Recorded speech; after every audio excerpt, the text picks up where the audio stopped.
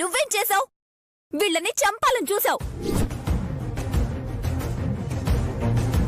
ఈవిడ గారు చెత్త ఫుడ్ వండి పెట్టి ఫుడ్ పాయిజన్ అయిపోయారు అని నమ్మించాలి అనుకుంది. దీని మీద పోలీస్ కంప్లైంట్ ఇవ్వాలి. అటెంప్ట్ టు మర్డర్ కేసు పెట్టాలి.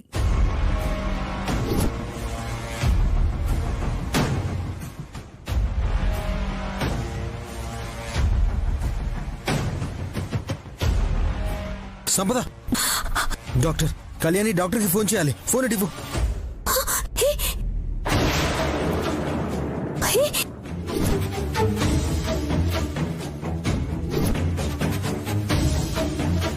థ్యాంక్ యూ కళ్యాణి, తీసుకో.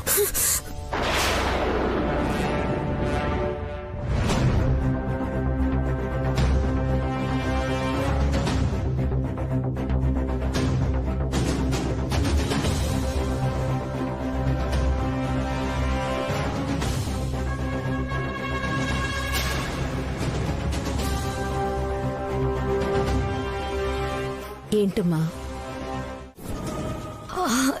లేదు, నిన్నెందుకు మర్చిపోతావు?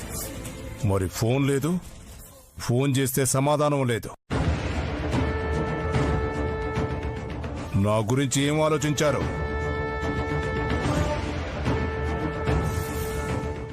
లేదు, నీ గురించి ఆలోచిస్తున్నావు. మీ ఆలోచనలో నాకెందుకు? నాకు కావాల్సింది నాకు ఇవ్వాలి. నేను అడిగింది చేయాలి. కొంచెం టైం ఇవ్వు. చూడండి, నేను చాలా చెడ్డవాణ్ణి. నా వేటకు చాలా మంది బలైపోయారు. ఆ లిస్టులో మీరు ఉండాలనుకుంటున్నారా?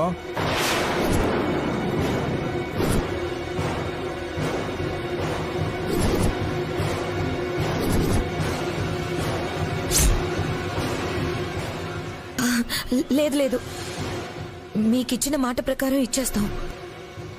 నాకు నమ్మకం రావడం లేదు.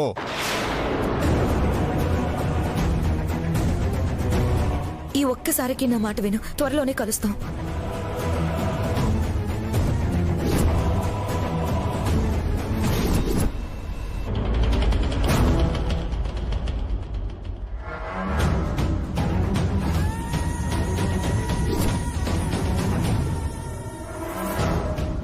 హలో సేట్, మీకు ఇవ్వాల్సిన 50,000 గురించి మీరు ఇలా అడగడం ఏం బాలేదు. మా టైం బాలేదు, అందుకే చెప్పిన టైంకి ఇవ్వలేకపోయాం. నాకు కొంచెం టైం ఇవ్వండి, మీ డబ్బులు మీకు ఇచ్చేస్తాం. సేట్, నేను మళ్ళీ ఫోన్ చేస్తాను.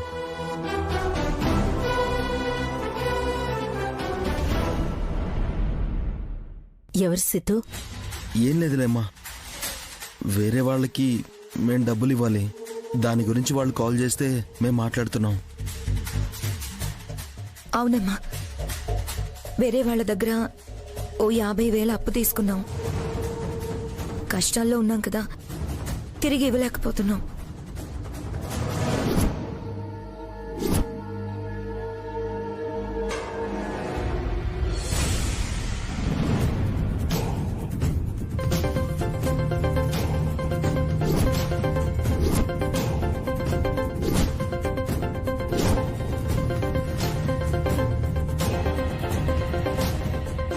మాట్లాడు సితు.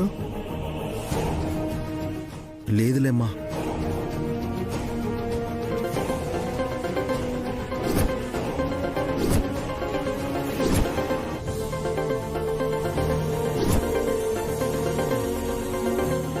సిద్ధు,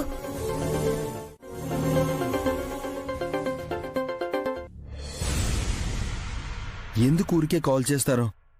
డబ్బులు సర్దుబాటు కాగానే నేనే మీకు కాల్ చేస్తా.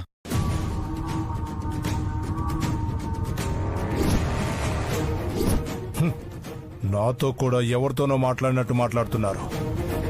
నా నుంచి మీరు తప్పించుకోలేరు.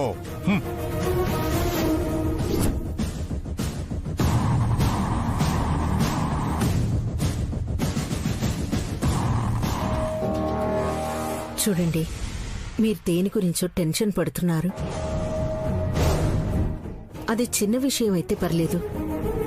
మా దగ్గర దాచిపెట్టి మళ్ళీ ఏదైనా పెద్ద తప్పు చేస్తుంటే మాత్రం అది మీకే ప్రమాదం. గుర్తుపెట్టుకోండి.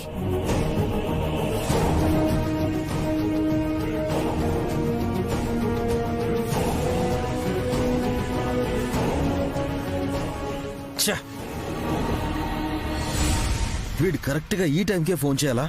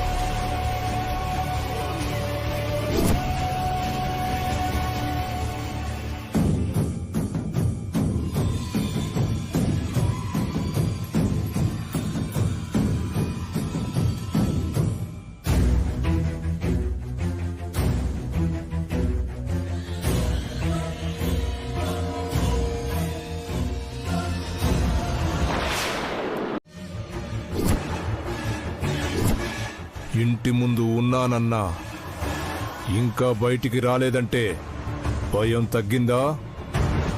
అడుగు లోపల పెడితే భయం అదే వస్తుంది.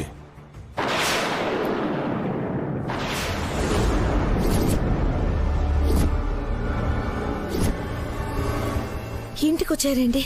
మీరెక్కడున్నా నేను రాగలనని తెలియాలి కదా. పని అయిపోతుందని చెప్పాను కదా. ఆ మాట సిద్ధు చెప్పకుండా ఏదేదో మాట్లాడాడు. అప్పుడు పరిస్థితి అలా ఉంది.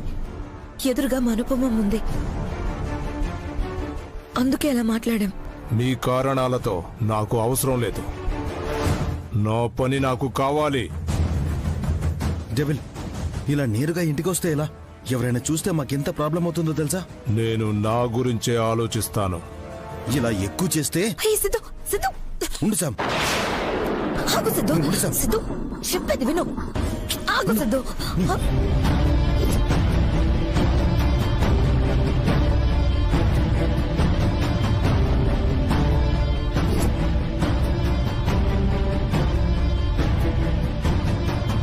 ఏంటి గొంతులేస్తోంది? సిద్ధు, నువ్వు కామ్గా ఉండు. గొడవ చేసావంటే తను కాదు, మనం దొరికిపోతాం. మాకు ప్లీజ్ కొంచెం టైం ఇవ్వండి. మా పని పూర్తవగానే వచ్చి మేమే కలుస్తాం. ఇప్పటి వరకు నేను రావాల్సిన పరిస్థితి రాలేదు. వచ్చాక రావడానికి కారణమైన వాళ్ళు బతకలేదు. ఫస్ట్ టైం మీకింకో 15 రోజులు టైం ఇస్తున్నాను. ఈలోపు నాకు కావలసింది నాకు ఇవ్వండి, లేదంటే అప్పుడు నేను రాను. మీ చావే మిమ్మల్ని వెతుక్కుంటూ వస్తుంది.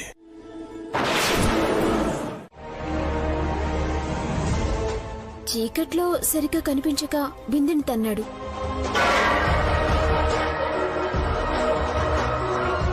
ఆ శబ్దానికి నేను లేచి బయటికొచ్చి అడిగాను,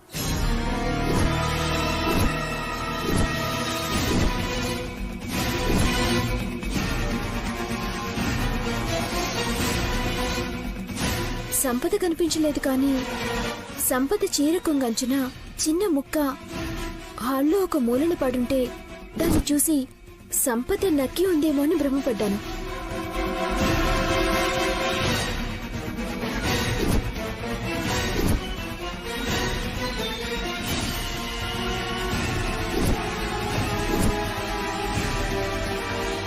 కానీ సంపద లేదు. సిద్ధు మాత్రం ఆ ముక్కని బయటికి విసిరేసేటప్పుడు హాల్లో డబ్బాని తగిలాడు.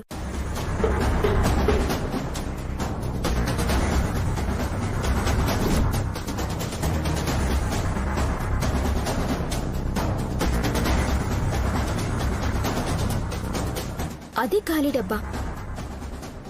సారీ చెప్పి వెళ్ళిపోయాడు.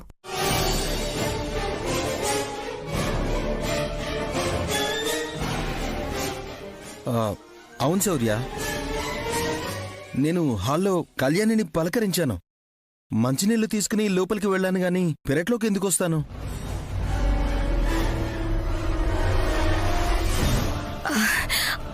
అవును, సిద్ధు అసలు బయటికి వెళ్ళలేదు. హాల్లో నుంచి గదిలోకి వచ్చాడు.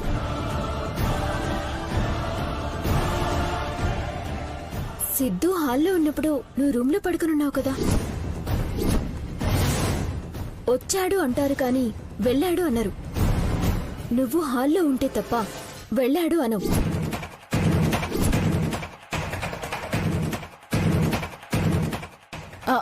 సంపదకి తెలుగు గ్రామర్ కొంచెం ప్రాబ్లం. వచ్చాడు అనబోయి వెళ్ళాడు అంటుంది కదా సంపద? అవునవును, అంతే అంతే. మావాళ్ళు కాదు మీరు కాదంటే ఎవరి కాలి ముద్రలివి?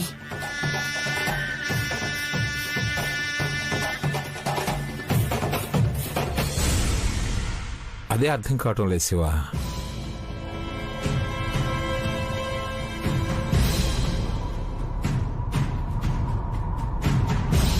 తాతయ్య, ఈ షూ సైజ్ 11 అంటే నాకన్నా మా నాన్నకన్నా హైట్ పర్సనాలిటీ ఉన్న పర్సనే అయి ఉంటాడు.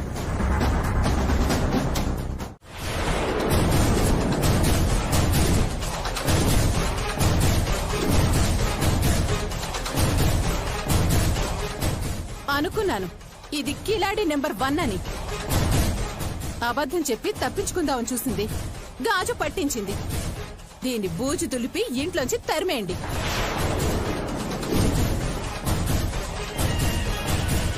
ఆగుదమైంది. గాజు ముక్కను చూసి అంచనాకు రావద్దు. అదేంటమ్మా, అక్క చెప్పింది కరెక్టే కదా. సాక్ష్యం దొరికిన తర్వాత ఎలా ఉండనిస్తాం? అయ్యో మీరు ఆగండి. అసలు సంపద ఏం చెప్తుందో ఫస్ట్ వినండి.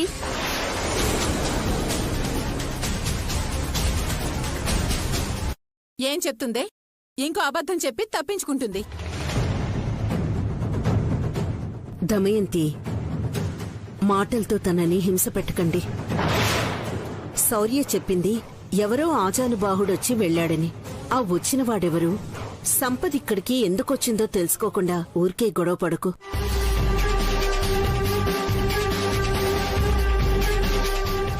చెప్పు సంపద, నీ గాజు ఇక్కడికి ఎలా వచ్చింది?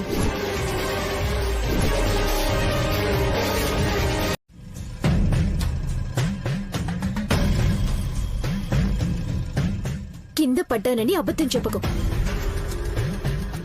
అయ్యో, అబద్ధం కాదు కళ్యాణి, నిజం.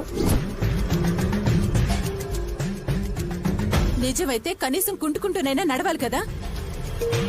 బాగానే ఉన్నావు కదా. నిన్న రాత్రి చిన్నదానికి అంత చేసే నువ్వు కింద పడ్డా కామ్గా ఉన్నావంటే నమ్మాలా మేము? అత్తయ్య, నొప్పిని భరించాను.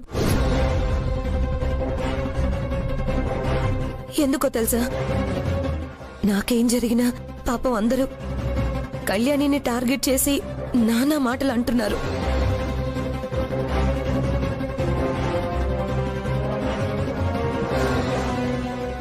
పల్లవి పిన్ని రచ్చ చేయడం నేను చూశాను కదా. పాపం చెల్లిని ముద్దాయిలా తిట్టడం నాకు నచ్చలేదు, అందుకే భరించాను. ఆహా, ఎంత మంచిదానివి సంపద నువ్వు. నువ్వుండమ్మా, నువ్వెక్కడో పడి దెబ్బ తగిలించుకుంటే కళ్యాణిని ఎందుకంటావు? లాజిక్ లేకుండా మాట్లాడుకో.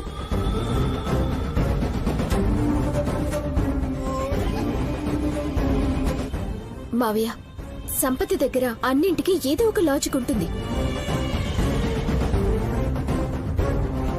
సరే సంపద, నా కోసం నిన్నటి నుంచి నొప్పిని భరించావు. కానీ చేతి గాజులు పగిలితే ఒక చేతికి తక్కువ, ఇంకో చేతికి ఎక్కువ గాజులు ఎవరు ఉంచుకోరు. మార్చుకోవాలి కదా.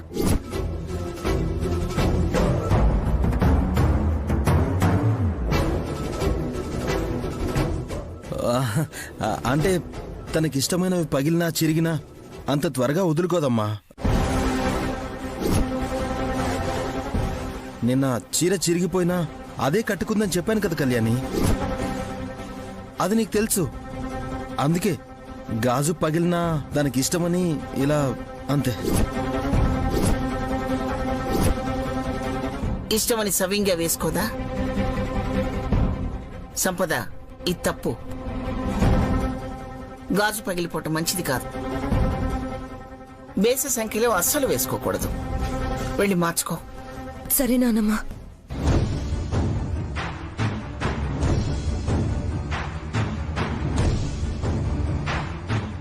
అదంతా సరేమ్మా. ఇంతకీ రాత్రి వచ్చిన వాడెవడు? ఎవరొచ్చినా ఈసారి నా చేతుల్లో అయిపోతారు.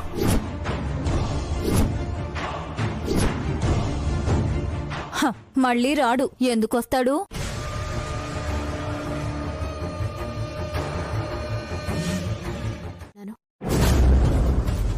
సిద్ధు కాకుండా ఇంకెవరో ఇక్కడికొచ్చారు. అవునమ్మా, నాకు కూడా అదే అనిపిస్తోంది. నేను కూడా దాని గురించే ఆలోచిస్తున్నాను.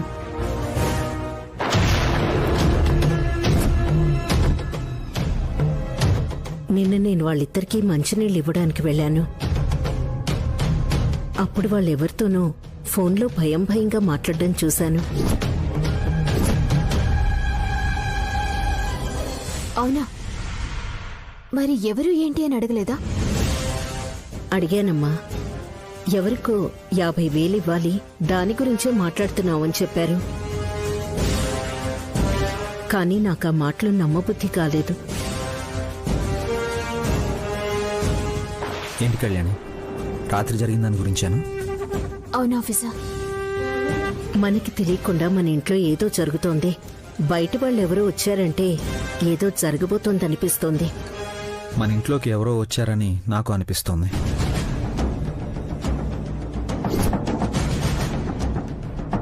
అలాని మీరు దాని గురించి ఆలోచిస్తూ భయపడాల్సిన అవసరం ఏం లేదు. గస్తీ పెంచమని చెప్పాను కదా. సంపద సిద్ధుల్ని చూస్తూ ఉంటే ఏమీ జరగనట్టే ఉన్నారు. సంపద అసలు ఇంట్లో నుంచి బయటికి రానట్లే ప్రవర్తిస్తోంది.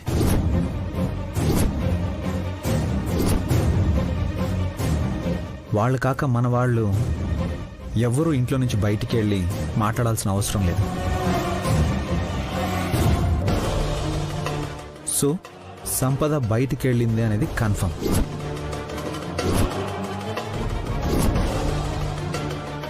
వాళ్ళ విషయం ఎంత త్వరగా తేలిస్తే అంత మంచిది ఆఫీసర్. చిన్న క్లూ దొరికిందంటే అడ్డంగా బుక్ అయిపోతారు.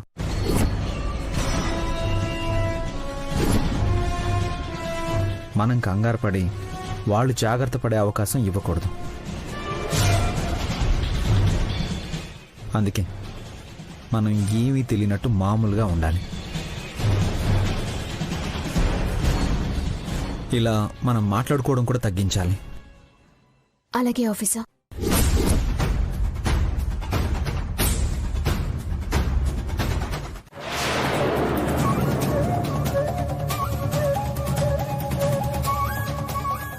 ఏమిటి తమైంది ఇది? వదిలేసావనుకున్నాను, మళ్ళీ మొదలు పెట్టావా? కన్నయ్య శౌర్య బిడ్డ కాకుండా ఇంకెవరి బిడ్డ అవుతాడు?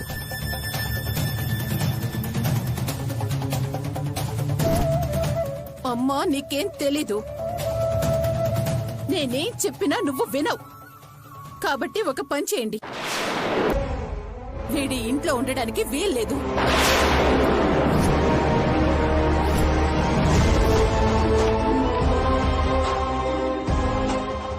ఎలాగూ కడుపులో బిడ్డ పోయిందని ఇది బాధపడుతుంది కదా,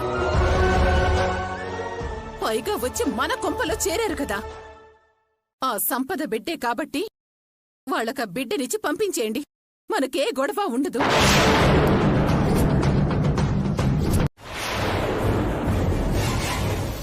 ఏమిటి అర్థం చేసుకునేది? రోజు ఏదో గొడవ చేస్తుంటావు. అది నీకు అలవాటే కదా అని మేము కామ్గా ఊరుకుంటుంటే మళ్ళీ ఇప్పుడు ఇదేమిటి? పసిబిడ్డను పట్టుకుని వాడిని తోసేసింది చాలగా వాడు మన బిడ్డ కాదని నోటికొచ్చినట్టు మాట్లాడతావేమిటే? అసలు బుద్ధుందా నీకు?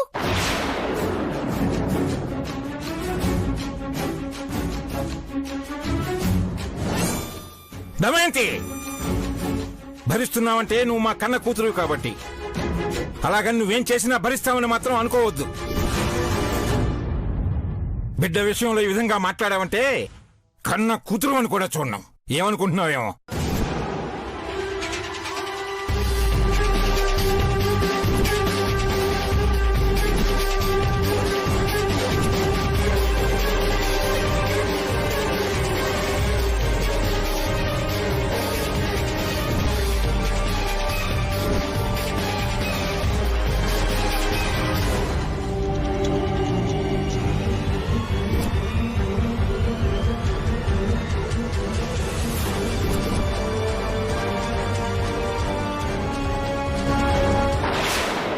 ఇప్పుడు నేను నిజం చెప్పినా ఎవ్వరూ నమ్మి చావరు.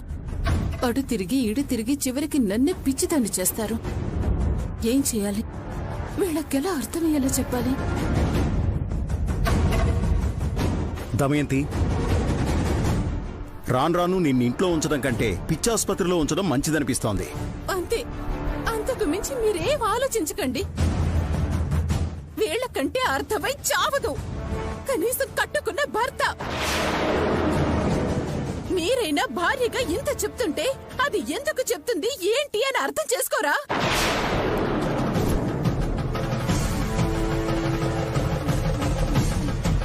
ఏం అర్థం చేసుకోవాలక్క? నువ్వు మాట్లాడేదానికి అర్థం పార్థం ఉంటేగా అర్థం చేసుకోవడానికి.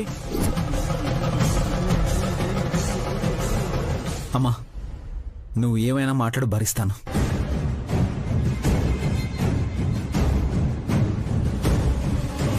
కన్నయ్య నా బిడ్డ కాదు అంటే మాత్రం ఊరుకోను.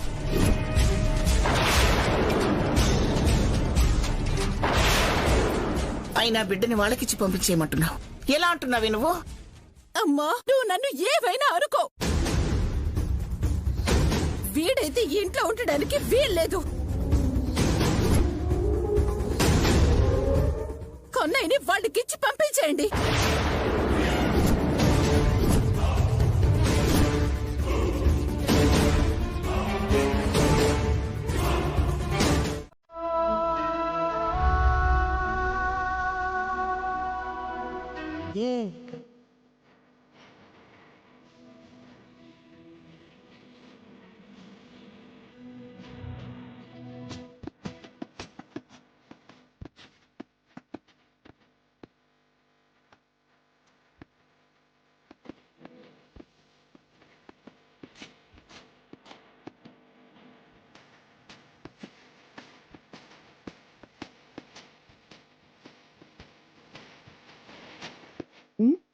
హలో,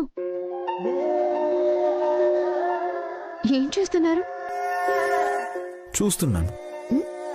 అదే, ఏం చూస్తున్నారు?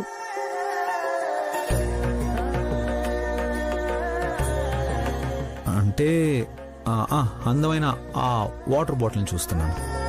నేనెవరో తెలుసా? తెలుసు. తెలిసి కూడా అలా చాటుకన్నా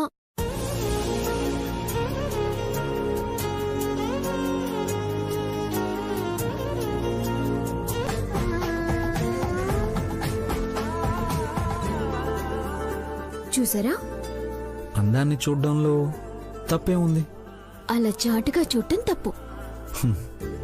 నా భార్యని నేను చూడడం తప్ప? ఇష్టం లేకుండా భార్యతో భర్త తప్పుగా ప్రవర్తించినా గృహహింస కింద కేసు పెట్టొచ్చు తెలుసా? అవునా? ఇప్పుడేంటి? ఏంటి, కేసు పెట్టనా? పెడతావా? ఏ బెదిరిస్తారా? నువ్వు కేసు పెడితే ఎవరికి భయం? భయపడాలి. పద, కేసు పెడదు గాని. ఏంటి ఇలా దగ్గరకొస్తున్నారు? ఎలాగో కేసు పెడతానా అన్నావు కదా, ఈలోపు టైం వేస్ట్ కాకుండా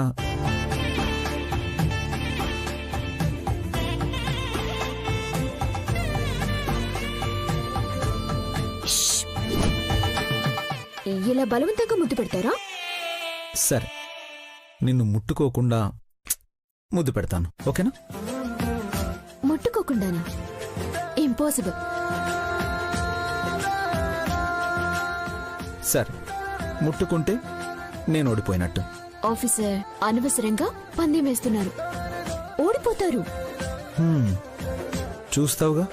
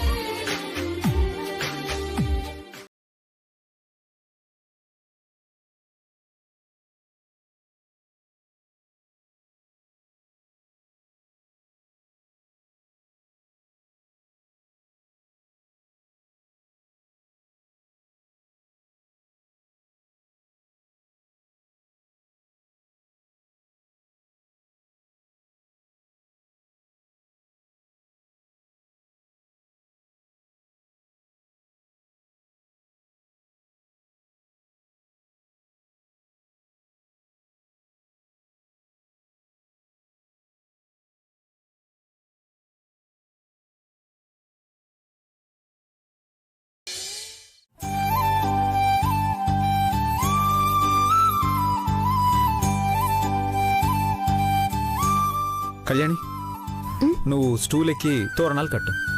నేను నీకు హెల్ప్ చేస్తాను. ఎక్కు. నేనెందుకు ఆఫీసర్, మీరు కట్టండి. తోరణాలు ఆడవాళ్ళ చేతులతో కడితే చాలా మంచిదంట. కమన్ కమన్, వచ్చి స్టూల్ ఎక్కు. రా రా కళ్యాణి, ఎక్కు.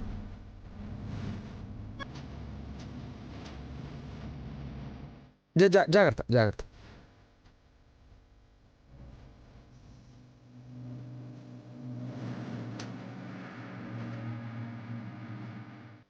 అక్కడే సరిగ్గా కట్టు కళ్యాణి.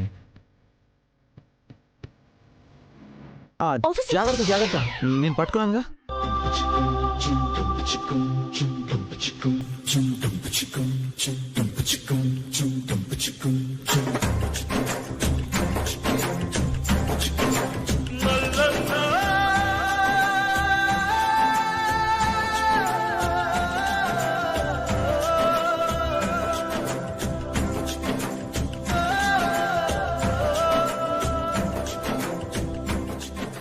జాగ్రత్త జాగ్రత్త.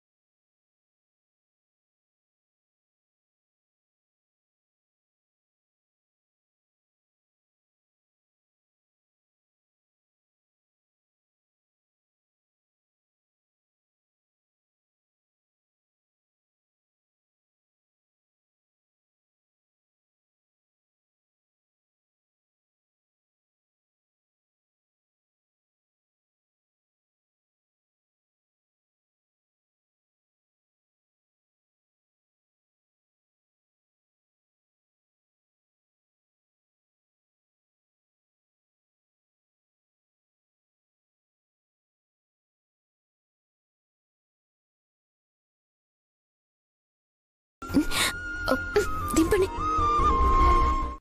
బొమ్మల కొలువును అడ్డు పెట్టుకుని ఏం ప్లాన్ చేయబోతున్నారు?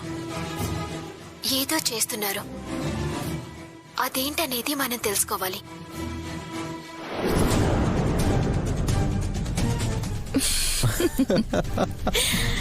చూసావా సిద్ధు, టెన్షన్ మొదలైంది.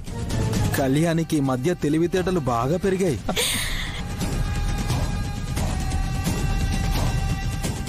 మన ఇద్దరి గురించి కొంచెం ఎక్కువగానే ఆలోచిస్తుంది శామ్. తనకేమన్నా మనం తక్కువ తిన్నామా? తనని మించి మనం ఆలోచిస్తున్నాం. వాళ్ళిప్పుడు మన గురించే డిస్కస్ చేసుకుంటూ ఉంటారు. మనం ఏం చేస్తున్నాం, మనం ఏం చేయబోతున్నాం అని. కానీ మనం ఏం చేస్తున్నాం అనేది వాళ్ళకి అర్థం కాదు. కానీ వాళ్ళు మాట్లాడుకుంటున్న ప్రతి విషయం మనకి తెలుస్తుంది. చాలా తెలివిగా మనం ప్లాన్ చేశాం కదా. కన్నయ్యకి ఇచ్చిన బొమ్మలో చిప్పు పెట్టాం. ఇప్పుడు వాళ్ళు ఏం మాట్లాడినా మనకు తెలిసిపోతుంది. కానీ మనకి తెలుస్తుందన్న విషయం పాపం వాళ్ళకి మాత్రం తెలీదు.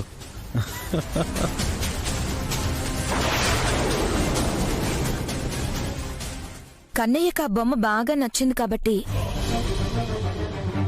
ఆ బొమ్మని వాడు ఎట్టి పరిస్థితుల్లోనూ వదిలిపెట్టడు. అదెప్పుడు వాడి దగ్గరే ఉంటుంది.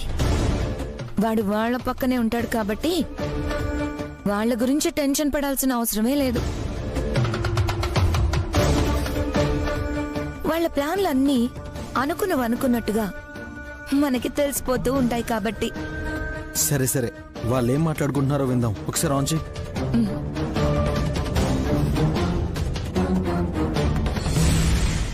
ఏంటి కళ్యాణి సైలెంట్ అయిపోయావు?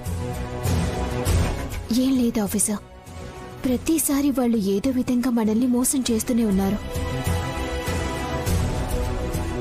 మనం దెబ్బ తింటూనే ఉన్నాం. కానీ ఈసారి అలా కాదు. వాళ్ళకి మనల్ని దెబ్బ కొట్టే అవకాశం ఇవ్వకూడదు.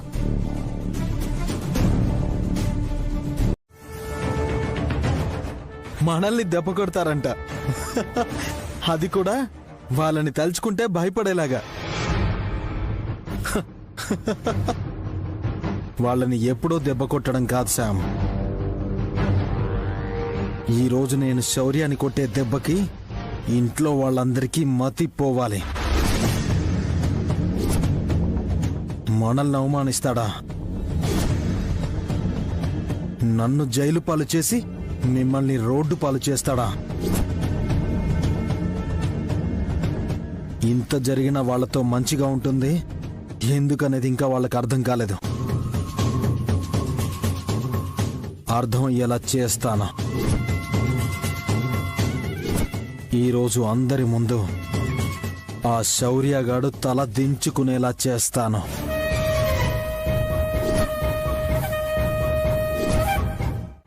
ఇవన్నీ నేను చెప్పినవే కదా, జరుగుతున్నాయి కదా.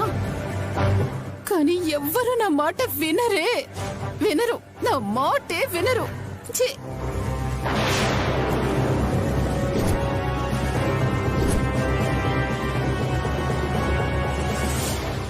ఏం చూస్తున్నారు? ఏకపాత్రాభినయం చేస్తున్నావు కదా, కొత్తగా ఉంటే చూస్తున్నాను. మీకు నాది ఏకపాత్రాభినయంలా కనిపిస్తుందా? నా బాధ కనిపించడం లేదా? నా మాటల్లో ఉన్న ఆవేదన వినిపించడం లేదా? వద్దు దమ్ము, అంతంత పెద్ద డైలాగులొద్దు. నీ క్యారెక్టర్కి సూట్ అవ్వు. ఏవండి, నేనసలే కోపంలో ఉన్నాను. కదిలించకుండా వెళ్ళండి. ఇక్కడ ఉండాలనుకుంటే నన్ను ఓదార్చండి. ఇన్నాళ్లుగా కాంది, ఇప్పుడెక్కడ కుదురుతుంది దమ్ము? వాదార్చే ఛాన్స్ నువ్వివ్వవు. నిన్ను వాదార్చడం ఎలాగో నాకు తెలీదు. సరే, అసలు విషయం ఏంటో చెప్పు. నీ బాధ ఏంటి? అసలు వాళ్ళెవరండి? ఈ కొంపని సర్వనాశనం చేశారు వాళ్ళు. వాళ్ళని తీసుకొచ్చి మళ్ళీ కొంపలో పెట్టారు. దానికి ఊరుకున్నాను. వాళ్ళ కొంపకి పోదాం, సీమంతం అన్నారు. అక్కడికి పోయాం. అక్కడ జరగాల్సిందంతా జరిగింది. పోనీ హాస్పిటల్లో పాడేసి అక్కడన్నా వదిలించుకుందాము అంటే అలా తీసుకొచ్చి కొంపలో పడేశారు. 4 రోజులు ఉంచుకొని పంపిద్దాము అంటే అదేం లేదు. వాళ్ళు వచ్చేసి అది పూజలు చేస్తుందట. వద్దని నేను చెప్తే పర్లేదు చేసుకోమని వాళ్ళు అంటున్నారు. అంటే ఈ కొంపలో నాకేం విలువన్నట్టు? చూడుదమ్ము, మీ అమ్మ ఇంట్లో ఓ మాట చెప్పింది, అది కరెక్టే. అది ఇంట్లో వాళ్ళందరూ పాటించాలి. అది పద్ధతి. ఆవిడ చెప్పినా కూడా నువ్వు నేను కాదంటే ఇంకా ఆవిడికి విలువే ఉంటుంది. విలువేంటండి? విలువేంటి? వాళ్ళ బుద్ధి మంచిది కాదు. అలాంటిది వాళ్ళొచ్చి మనిట్లో పూజలు చేయడమేంటి? మనిట్లో బొమ్మలు కొలువు చేయడమేంటి? ఏ ఆ మాత్రం బొమ్మల కొలువు మనం చేసుకోలేమా? ఆ మాత్రం మనకి తెలీదా? నువ్వు చెప్పింది వినవు, ఎదుటి వాళ్ళు చెప్పింది అర్థం చేసుకోవు. నీ మాట నీదే తప్పితే ఎప్పటికీ మారవా నువ్వు? అంతే, నన్ను మార్చాలనే చూడండి. కొంపలో పరిస్థితులు మార్చాలని ఎవరు చూడకండి. మీరందరూ ఇంతే.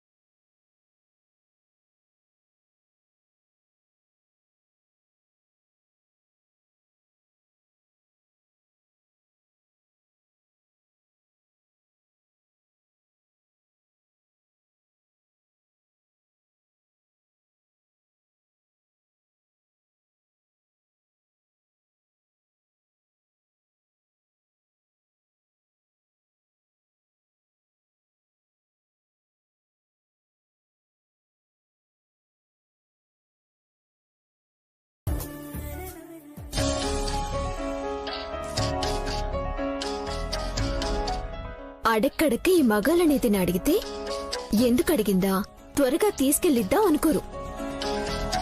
మంచి చీర కట్టుకున్నాను, మంచి నగలు పెట్టుకున్నాను, అన్నీ బానే ఉన్నాయి.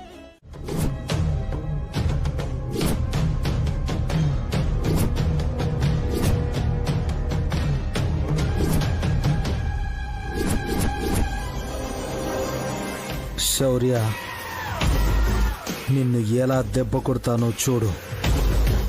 మేం కొట్టబోయే ఈ దెబ్బతో అటు నీ కెరీర్ పరంగాను నీ ఫ్యామిలీ పరంగాను జీవితాంతం మాయని మచ్చలా మిగిలిపోతుంది. డిపార్ట్మెంట్లో నిన్ను, సొసైటీలో నీ కుటుంబాన్ని తలెత్తుకోనివ్వకుండా చేస్తాను. చూస్తూ ఉండు. వాళ్ళకి తెలియదు సిద్ధు, మనం బొమ్మల కొలువు చేస్తుంది వాళ్ళ కోసమే అని. వాళ్ళనే బొమ్మలుగా వాడుకుంటూ మనం చెయ్యబోయే ఈ బొమ్మల కొలువుతో పొరపాటున ఇంకెప్పుడైనా బొమ్మల కొలువు పేరు చెప్తేనే ఈ కుటుంబం అంతా అడలిపోవాలి.